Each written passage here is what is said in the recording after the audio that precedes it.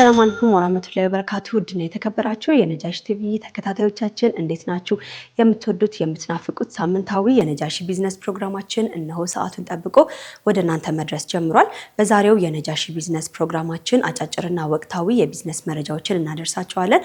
በተለይም እንግዲህ በጣም የምንወደውና የምንናፍቀው የረመዳን ወር እየደረሰ ይገኛል። ረመዳንን እንግዲህ በጾም እና በሌሎች በበጎ ስራዎች የምናሳልፍበት ወር ከመሆኑ ባሻገር ቢዝነሱ የሚነቃቃበት ብዙ ነገሮች የሚሰሩበት ወቅት እንደሆነ ይታወቃል። ከዛውም ጋር በተያያዘ እንግዲህ ከረመዳን ጋር የተያዙ በርከት ያሉ መረጃዎችንም አዘጋጅቼላችኋለሁኝ። በጉብኝት ሰዓታችን ደግሞ ወደ አዲስ ባንክ ጎራ ብያለሁ። አዲስ ባንክ አዲስ ነገር አለ ተብዬ ተጋብዤ ነበረ። በተለይም ደግሞ የሙስሊሙን ኡማ ለማገልገል አዲስ ባንክ በአዲስ አሰራር መምጣቱም ተነግሯል። እሱንም እንግዲህ በጉብኝት ሰዓታችን የማስጎበኛችሁ ነው የሚሆነው። ከነጃሺ ቢዝነስ ጋር አብራችሁ እየሰራችሁ የምትገኙ በርካታ ተቋማት አላችሁ። ስፖንሰር እያደረጋችሁን ኑና ጎብኙን እያላችሁ የምትጋብዙን ተቋማት በሙሉ እጅግ አድርገን እናመሰግናለን። በቀጣይም ደግሞ ከነጃሺ ቢዝነስ ጋር አብራችሁ መስራት የምትፈልጉ ተቋማትም አሁንም በራችን ክፍት ነው። ከስር ያለውን ስልክ ቁጥር መጠቀም እንዳትረሱ። ፕሮግራሙን አዘጋጅቼ የማቀርብላችሁ እኔ ዙበይዳ ሀሰን ነኝ። ከመላው የስቱዲዮ ባለሙያዎች ጋር በመሆን እስከ ፕሮግራማችን ፍጻሜ ድረስ አብራችሁን ቆዩ።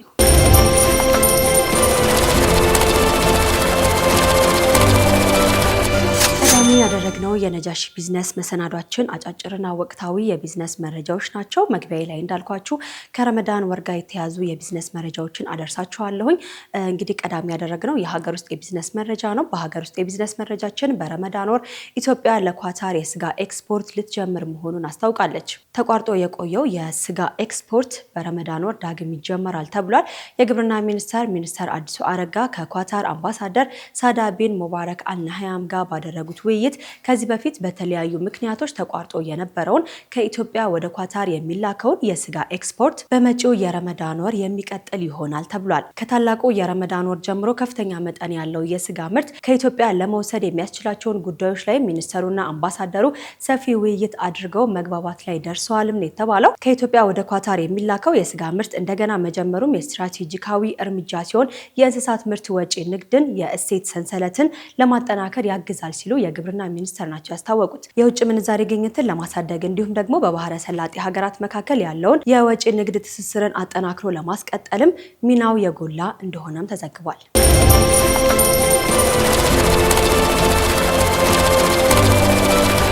ቀጣዩ የሀገር ውስጥ የቢዝነስ መረጃችን ደግሞ የቡና ምርትን ይመለከታል። ከቡና የወጪ ንግድ ከ1.3 ቢሊዮን ዶላር በላይ ገቢ መገኘቱ ተነግሯል። በበጀት ዓመቱ አጋማሽ ለውጭ ገበያ ከቀረበው 200 ሺህ ቶን ቡና ከ1.3 ቢሊዮን ዶላር በላይ ገቢ መገኘቱን የኢትዮጵያ ቡናና ሻይ ባለስልጣን ያስታወቀው። ኢትዮጵያ ቡና የምትልክባቸውን ሀገራት ቁጥር ወደ 84 ከፍ ማለቱንም የባለስልጣኑ ምክትል ዋና ዳይሬክተር የሆኑት አቶ ሻፊ ኡመር ተናግረዋል። ባለስልጣኑ በበጀት ዓመቱ በአጠቃላይ 600 ሺህ ቶን ቡና ለውጭ ገበያ በማቅረብ 3 ቢሊዮን ዶላር በማግኘት ከፍተኛ አፈጻጸም ለማስመዝገብ እየተሰራ ይገኛልም ብለዋል ኃላፊው። ኢትዮጵያ እንግዲህ በ2017 በጀት ዓመት 469 ሺህ ቶን ቡና ለዓለም ገበያ በመላክ 2.65 ቢሊዮን ዶላር ገቢ ማግኘቷም የሚታወስ ነው።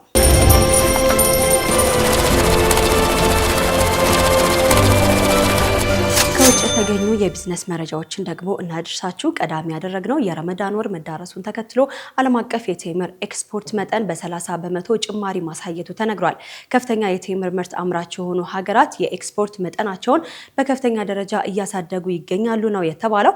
በዚህም እንግዲህ ግብጽ በ18 በመቶ፣ ሳዑዲ አረቢያ በ17 በመቶ እንዲሁም ደግሞ ሶስተኛዋ ከፍተኛ ሀገር የሆነችው አልጄሪያ በ13 በመቶ የላኪነት ደረጃቸውን ይዘዋል ብሏል ዘገባው። ሳዑዲ አረቢያ በዓለም አቀፍ ደረጃ ግንባር ቀደም የቴምር አምራች ሀገር ስትሆን ከፍተኛ መጠን ያላቸው ምርቶችን ወደ ውጪ እየላከችም ትገኛለች። እንዲሁም ደግሞ ለዘንድሮ የረመዳን ወር ለሚሰጥ ሰደቃ ከፍተኛ መጠን ያለው ምርት ማዘጋጀቷንም አስታውቃለች። በዘንድሮ የረመዳን ወር በብዛት ለገበያ የቀረቡ የተምር ዝርያዎችም ይፋ ሆኗል። በዚህም እንግዲህ ሜድጁል በመባል የሚታወቀው በመጠኑ ትልልቅ የሆነ ጣፋጭ የተምር ዘር፣ ማብሩን በመባል የሚታወቀው በአይነቱ ጠንካራ የሆነ የተምር አይነት እንዲሁም ደግሞ አጅዋን ወይም ደግሞ ፕሪሚየም ወይም ደግሞ መዲና በመባል የሚታወቀው የተምር አይነት ተዘጋጅቷል። ከዛም ባለፈ ሲዋ ወይም ኦሳይስ የተባለው በከፊል ደረቃማ የሆነ የተምር አይነቶች በከፍተኛ መጠን ፍላጎት ስላላቸው ምርታቸውን በዛው ልክ ጨምሯል የተባለው። በታላቁ የረመዳን ወር የሚጨምረው የተምር ፍላጎትን ለማሟላት ሳዑዲ አረቢያና ግብጽ በዓለም አቀፍ ደረጃ ከፍተኛ አቅርቦት እያደረጉም ይገኛሉም ተብሏል። ይህም እንግዲህ ፍላጎትን ለማሟላት የተምር ኤክስፖርት መጠናቸውን በ30 በመቶ ጭማሪ እንዲያደርጉ አስችሏቸዋል ተብሏል።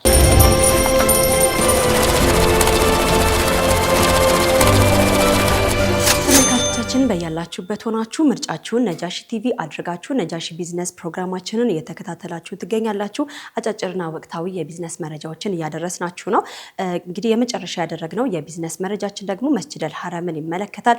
መስጂደል ሐረም እንግዲህ በተለይም በረመዳን ወር በተለየ መልኩ ብዙ ሰዎች የሚጎበኙት ቦታ ነው። በተለይም ደግሞ ለኡምራ ማለት ነው። ስለዚህም በመስጂደል ሐረም የተመለከተን መረጃ ደግሞ ላድርሳችሁ።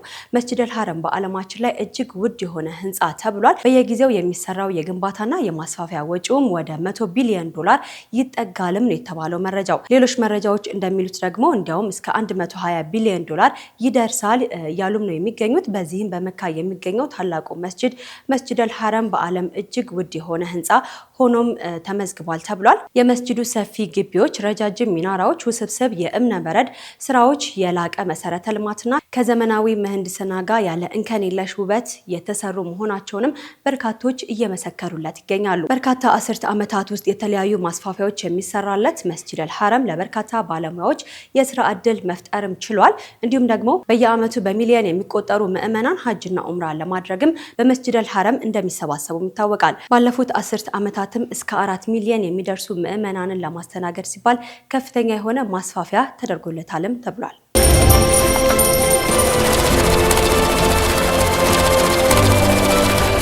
ተመልካቾቻችን ለዛሬ ያዘጋጀንላችሁ ከሀገር ውስጥና ከውጭ የተመራረጡ የቢዝነስ መረጃዎች እስካሁን ስትከታተሏቸው የቆያቸውን ይመስሉ ነበረ። በቆይታችን ጥሩ ጊዜ እንዳሳለፋችሁ ደግሞ ተስፋ እናደርጋለን።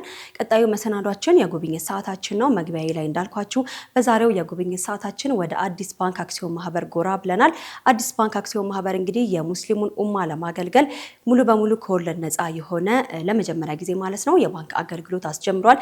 የባንክ አገልግሎቱ ምን ይመስላል፣ ከቁጠባ ባለፈ ምን አገልግሎቶችንም ይዘዋል የሚለውን በዛሬው የጉብኝት ሰዓታችን ወደ እናንተ የምናስቃኛችሁ ነው የሚሆነው። እሱን ተከታትለን እንመለስ።